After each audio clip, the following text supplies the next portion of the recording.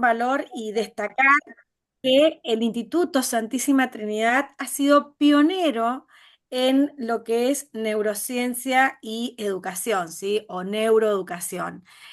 Tanto desde la formación, creo que había una diplomatura, como hoy que Eugenia es una de las autoras de la del primer profesorado en ciencias de la educación que tiene la provincia y que contiene dentro de su diseño mucho de neuroeducación.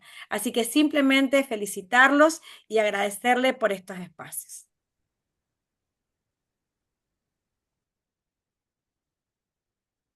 Gracias, gracias Mariela. Bueno, y vamos a presentar a Conrado para aprovechar bien el tiempo. ¿Qué decir? Lo vamos a hacer corto porque ciertamente su currículum es inextenso.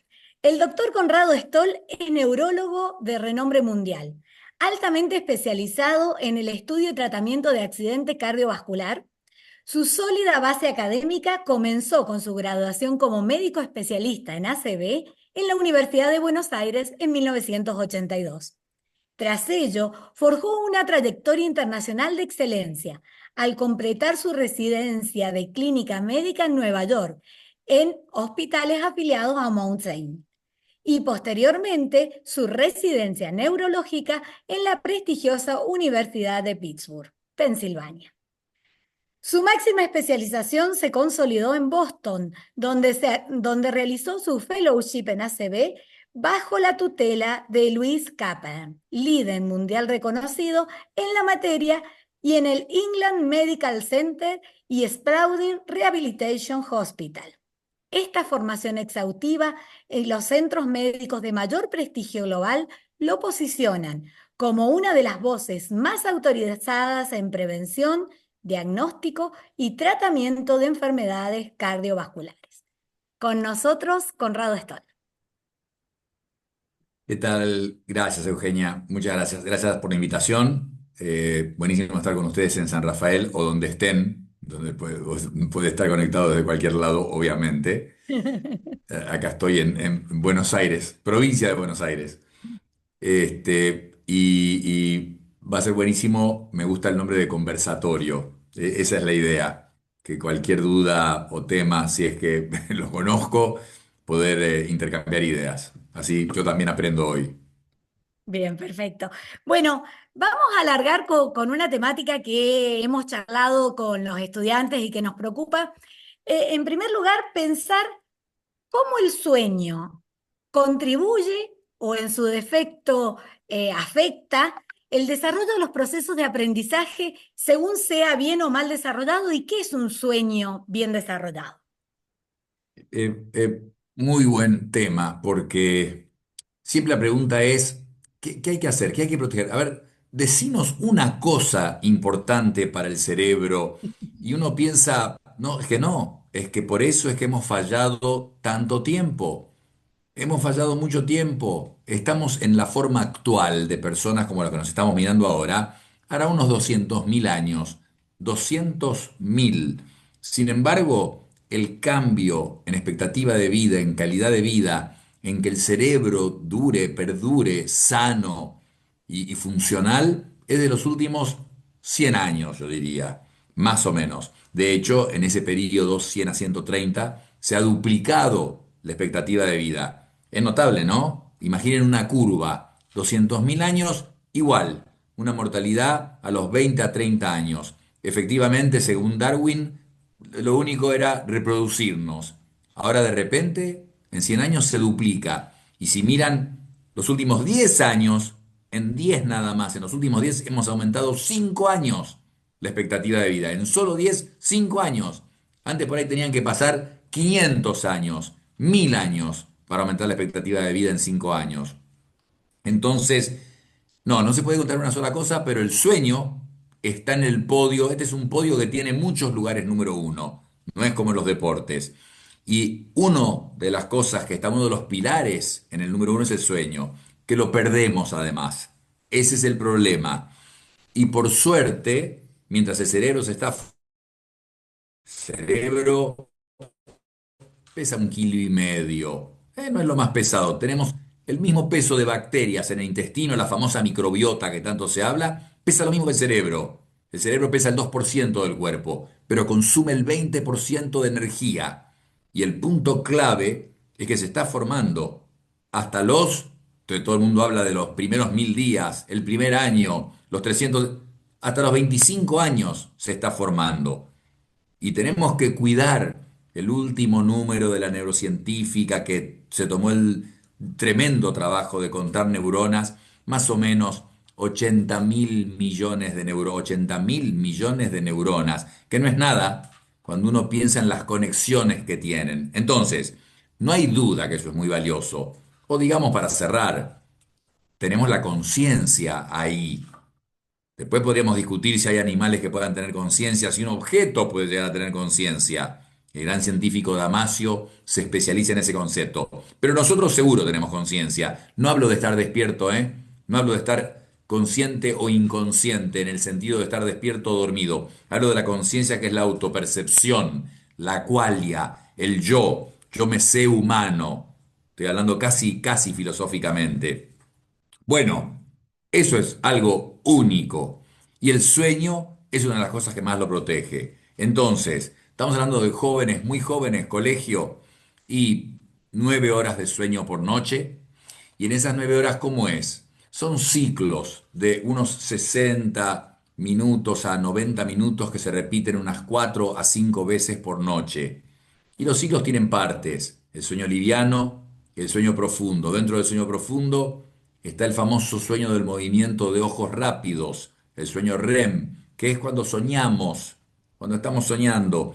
Pero más allá de lo anecdótico de Freud y la interpretación de los sueños, o el hecho de soñar que nos acordamos o no nos acordamos los sueños, lo importante es que durante ese periodo de soñar estamos procesando emociones. Entonces, para un chico, cuando sabemos que lamentablemente el suicidio es una causa de muerte muy importante en los jóvenes antes de los 30 años, bueno, procesar emociones. Cuando los adolescentes explotan las hormonas a los 12 a 15 años, aproximadamente las mujeres antes, más complejo todavía. Explosión de hormonas con neuronas que están aumentando en número por segundo, un cerebro que se está formando, que se está cableando literalmente. Y ahí viene ese tercio del día en que dormimos.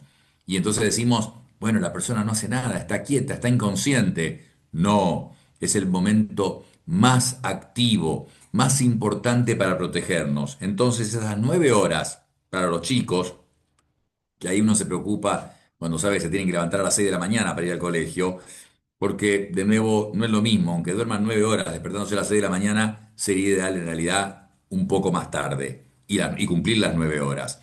Pero es clave lo de las 9 horas. Ya sabemos todo el tema de las pantallas, de los juegos, la PlayStation. No interesa, porque lo mismo podríamos decir de nosotros adultos. Tenemos 1000 razones para dormir menos para nosotros es 7 a 8 horas el número mágico. Todo esto hecho con el banco de datos del Reino Unido, que tiene genética, imágenes, y sabemos todo. La persona privada de sueño, se han hecho mediciones con aparatos especiales, con una resonancia especial de cerebro, y es como que el cerebro tuviera 15 años de Alzheimer en una persona privada de sueño. Por eso la privación de sueño se usa como tortura. Es sabido que es una tortura que se usaba incluso los norteamericanos en Guantánamo y en muchos lugares. Y si uno le priva de sueño a una persona el suficiente tiempo, la persona muere. Primero hay alucinaciones, estoy hablando de en un par de días, ¿eh? No son 20 días. En un par de días hay alucinaciones, confusión.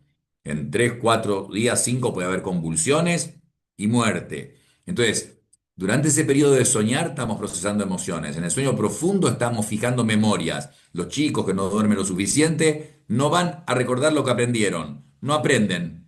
No aprenden bien si no duermen. Porque para aprender hay que haber dormido.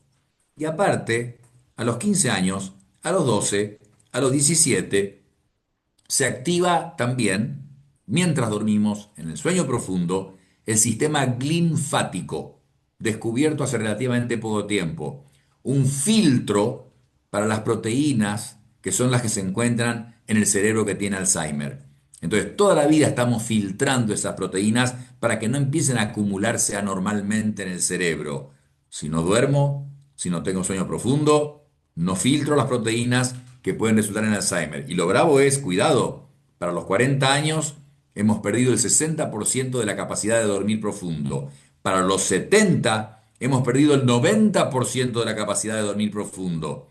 Entonces tenemos que proteger esto toda la vida. Por supuesto que especialmente en esos primeros 20, 25, 30 años, porque además, sistema inmune, se ha visto que el que dormía, el que estaba privado de sueño, el que dormía menos, más infecciones. Se han hecho experimentos, se resfriaban más con el virus al que eran expuestos los que habían dormido menos. Estadísticas simples. En Estados Unidos, 300.000 accidentes de autos por año atribuidos a dormir menos de lo necesario. 7.000 muertos, 300.000 accidentes, 7.000 muertes por año por el auto y por haber dormido poco, ¿no? En el accidente de vehículo. Y de nuevo, si yo me despierto a las 8 de la mañana, ya a las 10 de la noche, 14 horas despierto, si estoy manejando, no estoy manejando alerta plenamente. Es como manejar habiendo tomado una dosis de alcohol, un vaso de vino, una medida de whisky, una lata de cerveza. Entonces, el sueño es tan necesario y protector como eso, y lleno de estas curiosidades de, sí, hay un 20% de personas que son búhos, y están esos chicos que son búhos, que quiere decir que tienen un cronotipo en que tienden a dormirse más tarde. Y está un 20% de alondras, que son chicos que aunque tengan 12 años, 11 años, 14 años, que uno se imagina, bueno, las fiestas, se duermen, se van a despertar tarde, no, hay alondras también a esa edad en que tienen un cronotipo en que tienden a despertar más temprano, pero el 60% de las personas no tenemos un cronotipo especial y podemos adaptarnos, y aún los que tienen ese cronotipo también se pueden adaptar, y es bueno al del cronotipo de búho identificarlo temprano y tratar de que no sea noctámbulo. ¿Por qué? Porque el mayor descanso es entre las 10 de la noche y las 2 de la mañana. ¿Cómo? ¿Pero cómo? Bueno, no, estos son miles de años de evolución. Venimos de la caverna y cuando estaba oscuro uno se dormía. Entonces el cerebro tiene adentro grabado a fuego en el ADN que es mejor dormir más temprano. De hecho, hay estudios ahora hechos con el Fitbit, con el Whoop, que son muchos de estos usables que miden actividad y se ve que la persona que se duerme más temprano al día siguiente hace más ejercicio, pero no porque quiera hacer. Naturalmente, espontáneamente, el cuerpo de quien ha dormido más temprano está más activo al día siguiente. Entonces se puede hablar infinito, desde la clinofilia, que es aquellos que no pueden despertarse a la mañana y les cuesta muchísimo, nada como un baño de luz, por eso en el invierno es más difícil, como un baño de luz, apenas uno se despierta para despabilarse rápidamente, anular toda la melatonina que hay en el cerebro, hasta saber que hoy soñamos en colores. Antes de que se inventara la televisión en colores, esto es muy curioso, solo el 15% de las personas soñaban en colores. Hoy casi el 80% soñamos en colores, solamente por el efecto de tanta pantalla y tanta tecnología. Pero ¿podemos dormir menos que eso? Se puede ver. Hay un 1%, 2% de la población, termino con esto, Eugenia, que tienen el gen DEC2. Esas personas pueden dormir 5 horas y descansar y no, déjame decir entre comillas, déjenme decir entre comillas, no enfermarse por dormir menos de las 9 horas que tiene que dormir un chico hasta la adolescencia, 25 años, o las 7 o 8 horas que tenemos que dormir los adultos.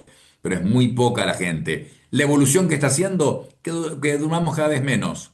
Nuestro cerebro no es muy distinto que el de nuestros hermanos primates monos. Y un chimpancé necesita dormir 10 horas y solo tiene 5% del tiempo con el sueño REM, el del soñar. Nosotros con 8 estamos bien y 25% de REM. El cerebro va evolucionando y cada vez duerme menos. Podríamos decir que en unos cientos de años con 5 horas será suficiente y tendremos 40% de REM filtrando proteínas malas. No lo sé, pero parece ir en ese camino y sobre todo cuando comparamos con estos animales que somos más o menos primos o compartimos bastante ADN. Pero el mensaje era, el sueño, como muchas otras cosas para cuidar el cuerpo y especialmente el cerebro, no es opcional. No hay tal cosa como, bueno, estoy lejos, estoy... Al contrario, hay un tema incluso de salud pública en que de alguna forma tenemos que organizarnos, porque mucha gente, obviamente, con ingresos bajos o por distintas razones tienen que viajar muchísimas horas por día para poder trabajar y por lo tanto realmente no tienen el tiempo para dormir lo que necesitan dormir. No puede ser. Tener el acceso a una comida sana, la posibilidad de un ejercicio, el dormir las 7 8 horas para un adulto, las 9 de un chico de colegio o de universidad, eso tiene que ser, somos seres humanos, toda la sociedad tendría que poder acceder a esa necesidad básica. Pero el sueño, de nuevo, no es opcional. No es un lujo. Es una No. necesidad, para nada. Bueno, ahí veo en la pantalla, somos 116. Habilitemos las preguntas, tanto ya sea abriendo el micrófono o si quieren escribir en el chat y yo voy mirando las preguntas que van apareciendo. Acá ya aparece una, así que te la voy a traducir. Paula nos dice, ¿cómo se puede proteger el sueño de una persona adulta? Buen punto. Adulta y chicos también. Está lo que se llama la higiene del sueño. Les Ujú. digo la verdad, y en un adulto sobre todo, porque un chico duerme sentado. La verdad que lo normal sería que hasta los 30 años una persona se acuesta y se despierta las horas que sea después en la misma posición. Y lamentablemente perdemos, ya lo conté, perdemos esa capacidad bastante temprano en la vida. ¿Cómo lo cuidamos con el adulto? Miren, lo principal, le digo lo fundamental, porque aparte esa de higiene, por supuesto que el colchón tiene que estar en buen estado. No, no tiene que ser esos colchones que promueven ahora en el hemisferio norte, que se mueven y si a uno lo escuchan roncar, se mueve para que modere el cuerpo y que la persona deje de roncar. O que el colchón cambia de temperatura, porque para despertarnos tenemos que aumentar la temperatura y para dormirnos bajarla. Entonces van cambiando la temperatura durante la noche según en qué parte de la noche. No hablo de algo exótico. El baño tibio. Lavar las sábanas con lavanda. El aroma a lavanda puede sedar un poco. La clave de esas cosas es lugar oscuro, temperatura adecuada. Si no está fresco el cuarto, muy difícil dormir para un adulto. Y oscuridad. Si no pueden lograr oscuridad plena, aconsejo fuertemente fabricarse un antifaz y usar un antifaz. Se puede sorprender a alguno la diferencia que le puede hacer. Ahora, yendo a lo más importante, meditación. Hacer 10 minutos, 15. Pueden hacer el curso de mindfulness, la más probada, pero simplemente respirar rítmicamente. En YouTube hay infinitos programas, ya es una forma de meditación, eso favorece el sueño. Socializar, el socializar, la gratitud, el voluntariado, el tener proyecto de vida, todo eso es salud mental. Y esos son transmisores cerebrales y hormonas antiestrés. Entonces, uno haciendo eso, vive más, duerme mejor. Por supuesto, nutrición, clave. Desde lo obvio, no quiero comer demasiado tarde. Eso que se dice tanto es verdad. Si yo me voy a dormir media hora después de comer, tratando de digerir la comida en mi estómago, no ayuda a nada. Entonces es ideal haber comido por lo menos 3 horas antes de dormirse, comer temprano, y el ser humano no está hecho para digerir comida después de las 8 de la noche. Volvamos a nuestros amigos de las cavernas. Comían temprano, después no se veía nada. Entonces, nuestro sistema digestivo está hecho para digerir hasta las 7 de la tarde. Por eso la comida puede caer pesada. Pero comer y comer liviano a la noche. Y no comer picante, no comer pesado. Y evitar el alcohol. Mucha gente dice, me tomo el avión, me voy a tomar un buen vino, así duermo las 8 horas de viaje, 10 horas, 12 horas, las que fueran. El alcohol produce insomnio, hace dormir en el momento, en el inicio, pero después produce insomnio a las 3 4 horas. Y además es diurético, entonces hace ir al baño. Entonces, a la noche, no alcohol, no comidas pesadas, no ejercicio. El ejercicio es tan no opcional como el dormir. Es tan importante como comer sano. Pero, y yo le diría a alguien, si lo tiene que hacer a la noche, que lo haga. Va a ser mejor que no lo haga. Pero lo ideal es hacer el ejercicio en la primera mitad del día, porque cerca del sueño puede alterar el sueño. Y de las comidas, por supuesto, tenemos que hablar de las que no son comida.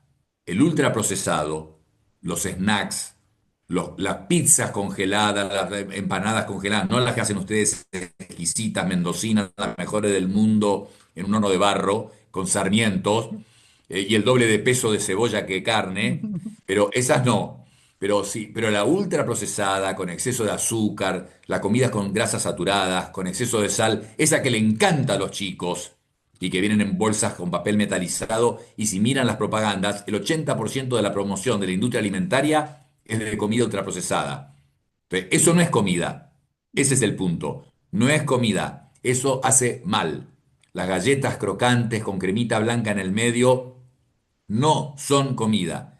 Y comer ultraprocesados altera el sueño. Me estaban preguntando entonces qué hacíamos. Y el ejercicio, perdón, dije, no lo hagamos a la noche, mejor a la mañana, pero además sepan, hacer ejercicio favorece el sueño. El ejercicio es todo. Hay estudios, claros estudios, que el ejercicio disminuye o es tan efectivo contra la depresión como muchos antidepresivos. O sea, se ha estudiado ejercicio intenso y antidepresivos y había una mejoría similar en el estado de ánimo. Entonces el ejercicio también es terapéutico y ayuda a dormir. Creo que ahí comenté las principales cosas que uno debería hacer. Tengo que cerrar porque la pregunta fue para adultos, diciendo que hay veces que uno hace todo esto y no duerme. Bueno, evaluarse con un especialista, porque puede ser que haga falta una medicación. Y si nos ponemos más complejos, la apnea del sueño es muy común en los adultos, no es algo raro, ¿eh? Hasta un tercio pueden tener una cosa que se asocia con ronquidos, pero lo puede tener alguien que no ronca. Es dejar de respirar mientras uno duerme, baja el oxígeno en la sangre y eso lastima todo el organismo, empezando por el cerebro. Entonces, apnea del sueño y la posibilidad de que hay personas que necesitan tomar remedios y los tienen que tomar, porque es mucho mejor, saquen el tabú de que no hay que tomar remedios para dormir. Es mucho mejor dormir 7 u 8 horas y tomar un medicamento que decir, no, no, yo no tomo medicamentos para dormir y duerme 5 horas. No, mejor tomar medicación indicado por el médico adecuado. Perfecto. Acá va una pregunta relacionada. Dice, con una siesta de 30 minutos, nos dice Viviana, ¿se puede compensar el sueño que faltó en la noche?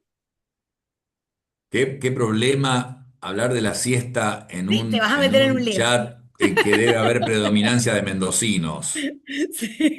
Pero yo ya conté que pasé muchos años de mi infancia en la zona de Maipú, donde mis tíos con pijama, con botella de agua, se acostaban y dormían largas horas. Ujú. No, no lo olvido, pero bueno, desde esa época, que fue hace muchos años, se han hecho estudios. Entonces se ha evaluado esto. Lo de las 7 8 horas para adultos, lo de las 9 horas para los chicos, ya les dije, no es una idea mía, no es mi consejo del día. Esto está publicado en muchas revistas, estudiado en más de 20 países, en cientos de miles de personas. Las dietas, el ejercicio, el dormir, todo. Y se estudió la siesta. Y se sabe que 2 o 3 siestas por semana de hasta 30 minutos disminuyen la mortalidad cardiovascular. Una siesta de hasta 30 minutos todos los días no tiene un efecto especial, ni favor, ni nada, y el que quiere la puede dormir. El mensaje es no dormir más de 30 minutos, no dormir más de 40 minutos, porque uno tiene riesgo de entrar en sueño profundo. Y si uno entra en sueño profundo, y le tiene que haber pasado a alguno. Me ha pasado a mí, estar muy cansado por guardias o por lo que sea, y quedarme dormido durante el día en una siesta, y después Ah, ver que no me puedo ni despertar. Yo que de noche con el más mínimo ruido me despierto, sin embargo de la siesta es como que uno entra en una profundidad extrema. Entonces, eso altera el patrón del sueño de la noche y termina alterando el sueño que ya les dije. No son solo las horas, tiene que además ser de calidad y regular. Regular. Es fundamental dormir lo mismo de lunes a viernes que el fin de semana. Imaginen qué difícil en los chicos, pero hace mucha diferencia, ¿eh? Si uno duerme 3 horas más el fin de semana que en la semana, eso produce lo que se llama el jet lag social. Y el lunes y el martes me va a costar mucho más arrancar que si yo duermo y me despierto a la misma hora todos los días. Obvio que es imposible. Hay mm, que tratar en todo lo que estoy diciendo de hacer lo mejor posible. Es imposible comer en la Argentina a las 7 de la tarde. mm. Por ahí yo en el hospital en Estados Unidos cuando me formaba comíamos a la noche a las 6 de la tarde. Sí, Pero eso sí. es Estados Unidos. Es muy distinta la cultura. Acá es imposible. Y lo de dormir, muy difícil. Que un chico pueda dormir a la misma hora en la semana, sobre todo yendo al colegio, a la mañana temprano, que el fin de semana. Pero tratar que la diferencia, y para adultos, sea la menor posible entre los días de semana y el fin de semana. Entonces, creo que esos son los puntos principales. Bueno, acá viene otra, nos preguntan de otro tema, pero voy a cerrar con esta que tiene que ver con este tema. El déficit atencional en los adolescentes, ¿puede tener que ver con la falta de sueño y o las pantallas? Ah, bueno, perfecto, fabuloso. Una cosa es ADD, estamos atentos a eso, como hoy en día estamos atentos al autismo, como muchas cosas que hace 20 años, 30, ni las entendíamos ni estábamos atentos, y hace 40 no se usaba cinturón de seguridad en un auto. Pero si vamos a déficit de la atención, no el diagnóstico del problema que tiene de criterios de diagnóstico, sino chicos que no tienen ADD, pero hay un Mm. problema de atención. Definitiva y absolutamente la falta de sueño desde ya que tiene que ver, y ya les dije, hay estudios que muestran que no aprenden lo mismo si duermen menos de lo que tienen que dormir. Así que, absolutamente, y las pantallas son una de las principales cosas. El Internet, la disponibilidad de pantallas tan fácilmente, entonces el trabajo en la casa es fundamental, pues en el colegio ya se ocuparon. En Estados Unidos, por ejemplo, en la Argentina, en muchos lugares, está prohibido el uso del teléfono en el colegio. Y vieron que los chicos empezaron a estar mejor rendimiento académico, más sociabilización, más actividad física, todo esto medido por no usar el teléfono mientras están en el colegio. Entonces, definitivamente un punto importantísimo, alteración de la atención, de la concentración y de la atención por el uso excesivo de pantallas o por la privación de sueño. Bueno, acá hay una pregunta ya muy específica sobre otro tema. Nos pregunta Mariana, ¿cuál es el efecto en el cerebro a largo plazo del uso de metilfenidato indicado en niños pequeños y con un uso prolongado, con diagnóstico de TDAH? Buen punto, buen Mm, punto. El metilfenidato, se perdónenme que revitaliza. termino con la anterior, porque suena, a ver, suena, vamos, si dormís una media hora menos, 45 minutos más, no puede hacer tanta diferencia.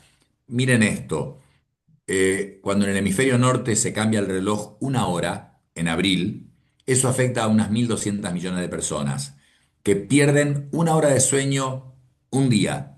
Claro. Eso es todo. Se cambia eso para ahorrar. Ya se hizo la cuenta en la Argentina, no vale la pena. Se ha estado discutiendo, no vale la pena. El ahorro de energía que habría en Argentina es muy bajo. Yo creo también, yo adhiero a los que dicen que no vale la pena cambiar el horario en la Argentina. En el hemisferio norte lo cambian en abril, pierden una hora de sueño. Y la estadística muestra que en los 3 4 días siguientes a ese cambio de horario, hay más infartos de miocardio, infartos cardíacos, hay más suicidios y hay menos donaciones, lo cual sugiere que obviamente esa pérdida de hora altera el humor, el Mm. ánimo, la empatía de las personas. Entonces, fíjense, solo una hora y hay un cambio medible, ya que porque cuando hay 1.200 millones de personas para medir, los números son los N, son muy grandes y dan resultados fuertes. Con respecto al metilfenidato, es importante, es como lo que yo hablaba de los remedios para dormir. Todo esto está muy, muy estudiado. Obvio que uno es reacio, yo creo que es razonable, que es una naturaleza humana buena ser reacio a medicamentos. Otra cosa es decir yo no tomo o soy anti. No, uno puede ser reacio y de repente entiende que hay un problema y hay que medicarse.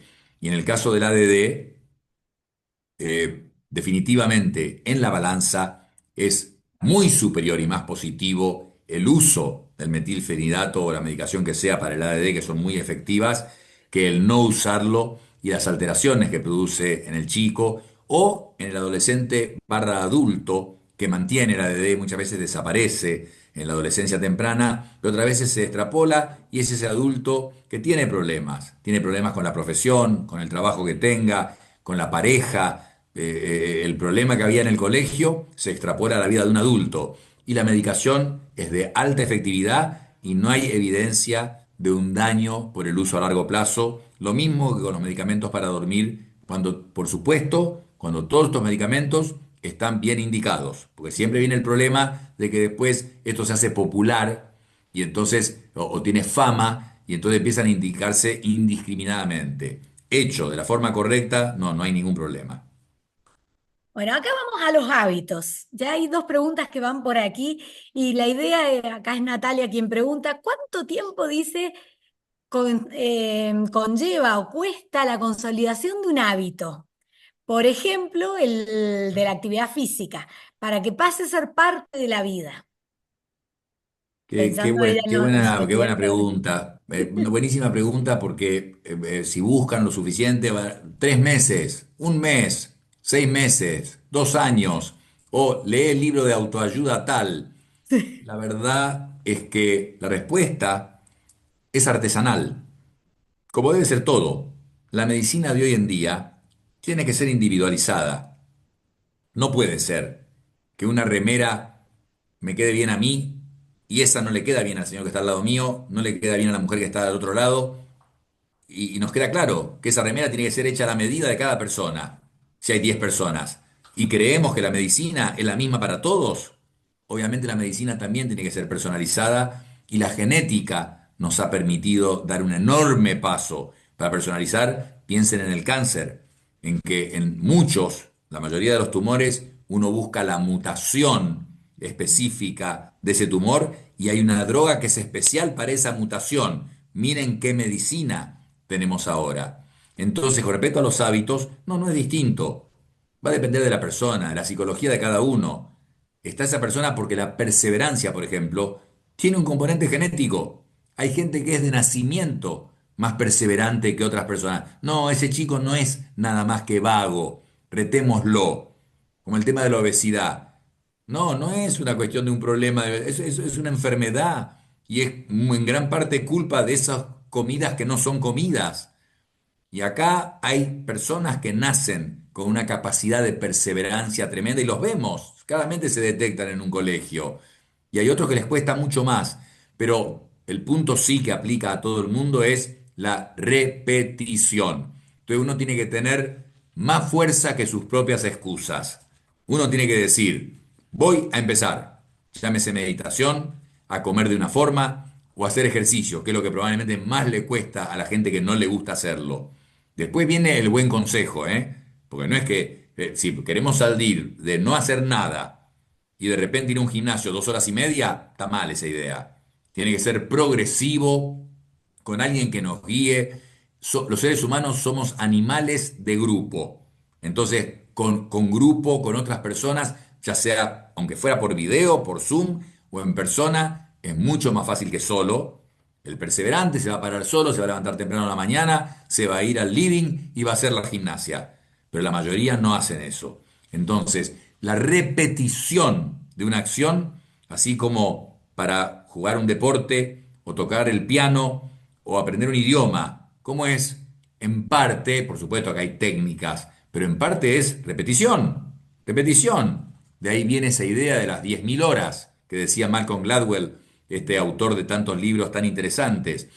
Las 10.000 horas que cualquiera de nosotros, cualquier actividad que empecemos hoy, si le ponemos 10.000 horas, no es tan así, ¿no? No es tan simplista, pero la idea es más o menos así.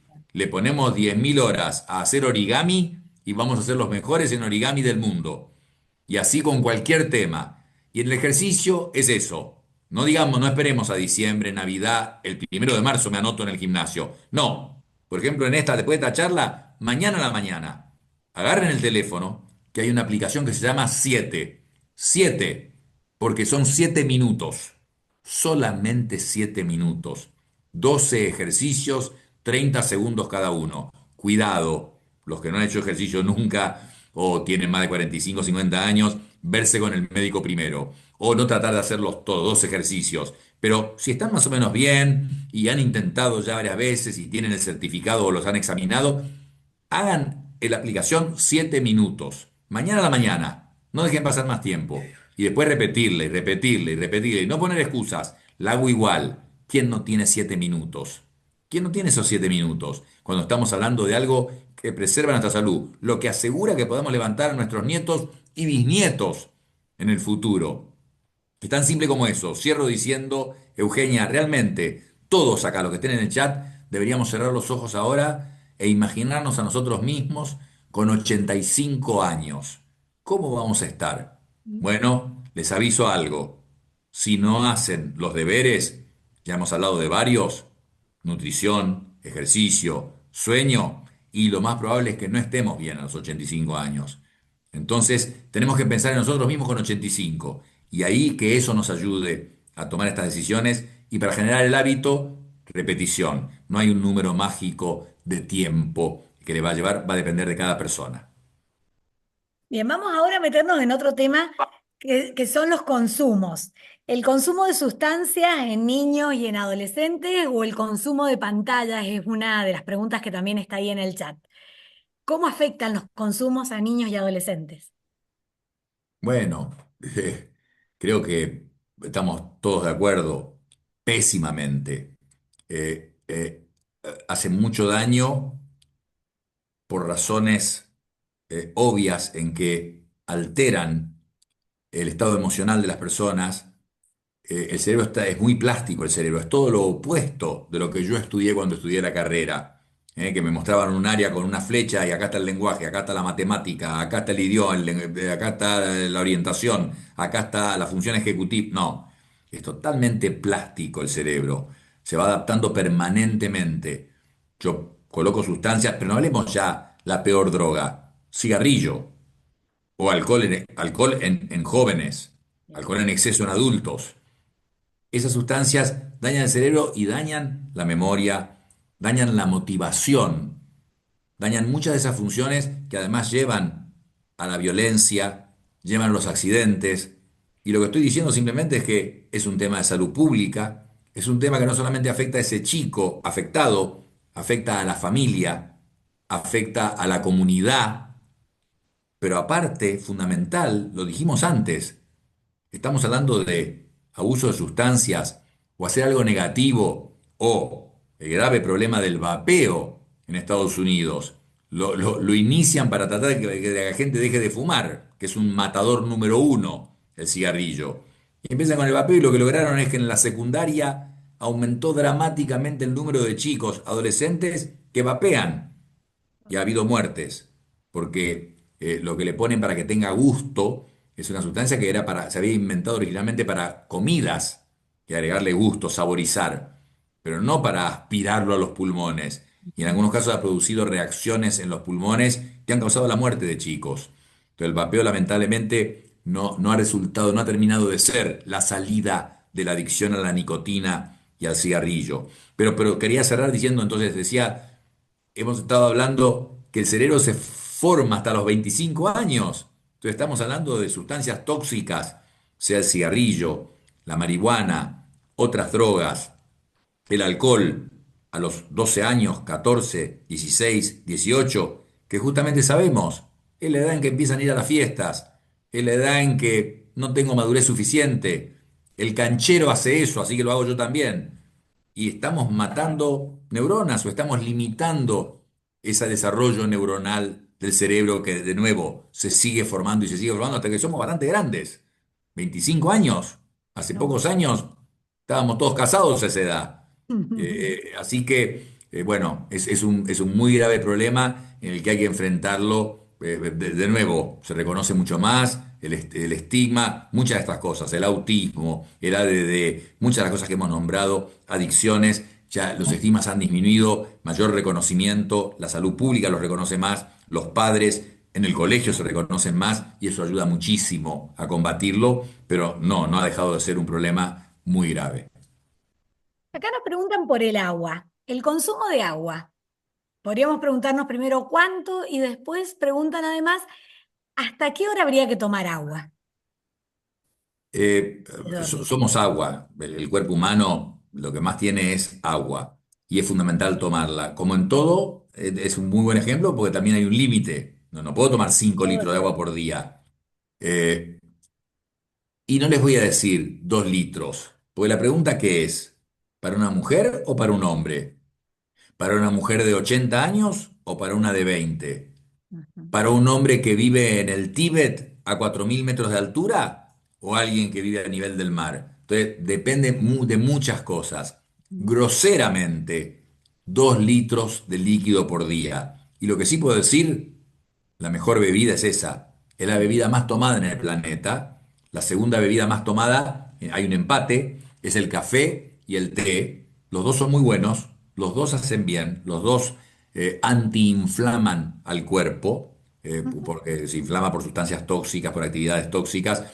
Se toman unas 3.000 millones de tazas de té y café por día en el planeta, pero son la segunda bebida más tomada después del agua. Y mi consejo es que la gente, pues tampoco se pueden sacar sed con té o con café. Mi consejo es a la gente que tome agua o que tome soda. Y si quiere que le pongan limón.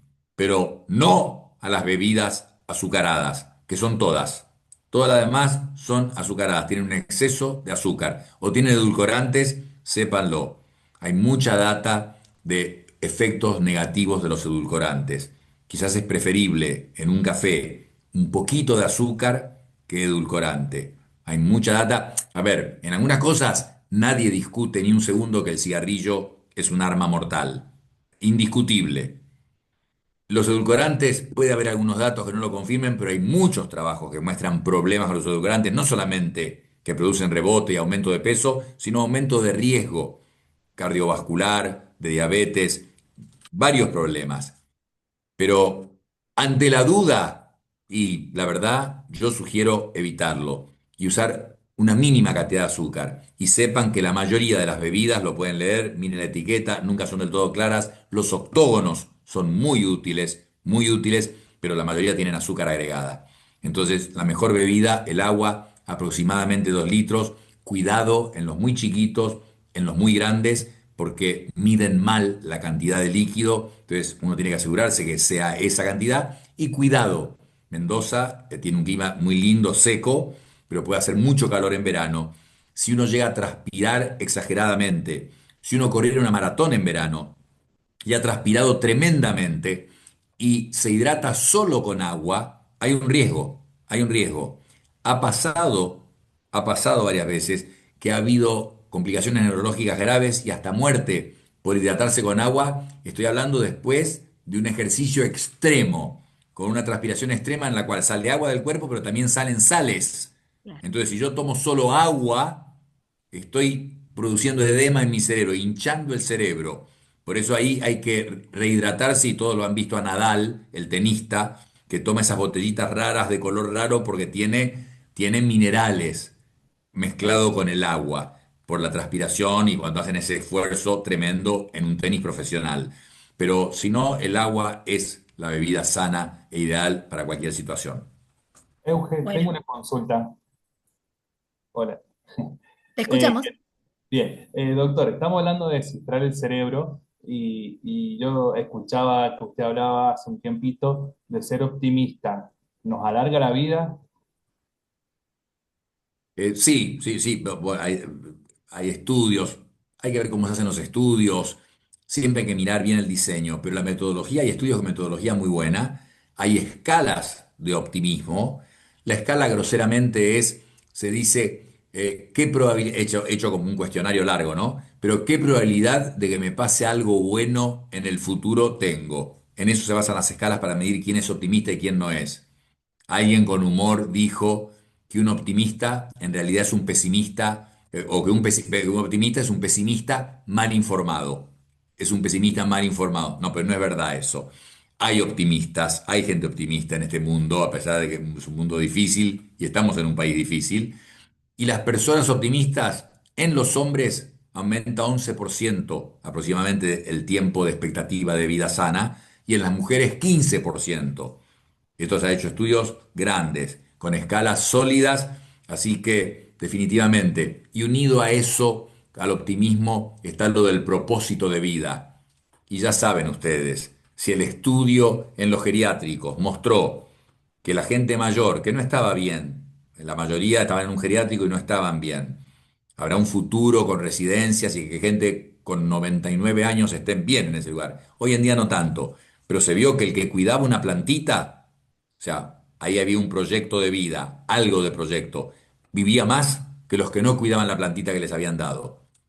Entonces, optimismo unido ahí al proyecto de vida, a lo que los japoneses llaman el ikigai, el darle sentido a la vida. Eso es crítico. Eso es crítico. Hay que hablar de jubilación. Sí, uno puede dejar de hacer un trabajo que hizo 20 o 30 años, pero uno tiene que seguir haciendo cosas y hay mucho para hacer. E incluso ahora está la economía plateada, hablando de la gente que tiene más de 50, 60 años, por las canas, que se pueden llamar, en vez de centennials o en vez de millennials, los podemos llamar perennials, para siempre. Y esa gente puede ser productiva. No tenemos que tener en mente cómo vamos a hacer para mantener toda esa gente de 90 años. Bueno, en este momento estamos en un momento de cambio, en que la gente de 90 años por ahí necesita que el que está en productivo genere dinero para mantener a de 90. Pero la idea es que en los próximos muy pocos años, cuando el centennial de hoy o el millennial de hoy tenga 90, va a trabajar, como mucha gente de 80 y pico de años en Japón hoy. En Japón, 30% de la población tiene más de 65 años. Es el país con mayor edad promedio del planeta, 85 promedio. Y mucha gente de 80 hace delivery, mudanzas, restaurantes o, termino, son la tribu de la ventana. La tribu de la ventana. ¿Qué es eso? Bueno, personas de 80 o más años a las que las empresas les pagan un salario completo para que estén sentados en la empresa, sentados tomando té, mirando por la ventana. ¿Por qué? Porque los jóvenes de la empresa, cuando ven que a una persona de 85 en la empresa le siguen pagando un salario completo, dicen, wow, ¿cómo me van a cuidar a mí en esta empresa si al señor de 85 todavía le pagan el sueldo? Y entonces eso produce más adherencia, mayor compromiso de los jóvenes, menos rotación, además de que los mayores pueden compartir la experiencia con los jóvenes y eso es siempre muy útil. Así que eso por ahí contesta lo del optimismo, propósito de vida y sentido, darle sentido a la vida. Bueno, y con este mensaje hermoso vamos a ir cerrando, porque bueno, nosotros le prometimos a Conrado un tiempo limitado, porque si sigo, hay miles de preguntas, siguen llegando y llegando preguntas de distintos temas. Euge, Sí, ¿puedo tener el atrevimiento de la hacerle una última, vamos sola con Mariela. pregunta, una sola? Porque me interesa desde el punto de vista educativo. Hay una discusión acerca del horario de ingreso a las escuelas, precisamente por la actividad del cerebro. Nosotros estamos entrando 7:30 a 8. ¿Cuál debería ser el horario adecuado u óptimo para entrar? Lo dije sutilmente al pasar hace un rato. Algún estudio hay, no sé, yo no sé de ningún estudio muy sólido, pero basado en lo que hay, muchos estudios se llaman observacionales. Una cosa cuando se hacen estudios para aprobar un fármaco, entonces ahí se usa la metodología científica estricta, aleatorización, doble ciego, placebo. Entonces ahí uno sí puede demostrar sin duda causalidad. Pero después muchas otras cosas, los horarios del sueño y muchos otros, se hace con estudios que se llaman observacionales, que cuando están bien diseñados, la verdad que sirve la data que tienen. Y basado en esos estudios, el horario es las 9 de la mañana. La verdad que los chicos no tendrían que despertarse tan temprano, pero eso no quiere decir que yo digo a las 9 para que se puedan dormir a la 1, después de haber estado con el celular mirando Netflix hasta la 1 de la mañana. No, no, no. Tienen que dormirse a la hora que tienen que dormirse y dormir las 9 horas que tienen que dormir y después tranquilamente prepararse. Bueno, me acuerdo, yo fui en la primaria, en parte en Estados Unidos, y entrábamos a las 9. Les estoy hablando hace muchos años. Entonces, alguien intuitivamente, o por la razón que fuera, ya en los años 60, no me acuerdo, no me acuerdo, pero creo que fue que segundo o tercer grado, entrábamos a las 9 de la mañana. Y la verdad, jamás sentí yo sueño y que me costara, porque despertar a ese chico entre las 6 y las 7 de la mañana, bueno, lo he vivido yo con los míos, que los he despertado, los he ayudado a vestirse, iban a un colegio lejos de mi casa, por lo que se despertaban 6:15, 6:20. No, no es razonable, sabiendo los ciclos del sueño, y lo que es la adolescencia y la formación del cerebro, parece más razonable 9 de la mañana y no altera, me parece, tanto el organigrama general, humano, general, no me parece. De la sociedad. Perfecto. Bueno, vamos a darle un aplauso gigante. Abran cámaras y que nos vea. Infinitas gracias. Es una alegría tremendo escucharte y bueno, un placer, por sobre todo. Ahora te comentamos que vamos a sortear uno de tus libros. A mí no me va a Ah, pasar. Así que bueno, ahí llamamos a Tommy, que debe andar por ahí, y él tenía ya cargado todo para hacer el sorteo. Tommy, ¿me escuchas? Sí, ahí empezamos a compartir pantalla y comenzamos Lo con que el más bronca sorteo. me da es que me avisó que me había eliminado de la lista. Todos los que somos de la fundación, no por lo que sea. Así que a nosotros no nos va a pasar. Yo mientras agrego que el que lo tenga, si cumple una parte, aunque sea de todo lo que dice, los consejos que hay ahí, que mucho es, o parte es lo que he hablado ahora, yo casi le puedo firmar algo que va a cumplir 99 bien, Bien, física y mentalmente. Esa tal es la cual, idea. No es solamente cumplir años, ¿no? Es cumplir años en un buen estado de salud. tal cual. Tommy, cuando gustes. Bien, ahí comenzamos con el sorteo. Acá están los 218 que se habían inscrito al conversatorio. Comenzamos. Nos Mm, falta el escribano, pero bueno, como es digital, la suerte es loca. A ver a quién le toca. Y comenzamos.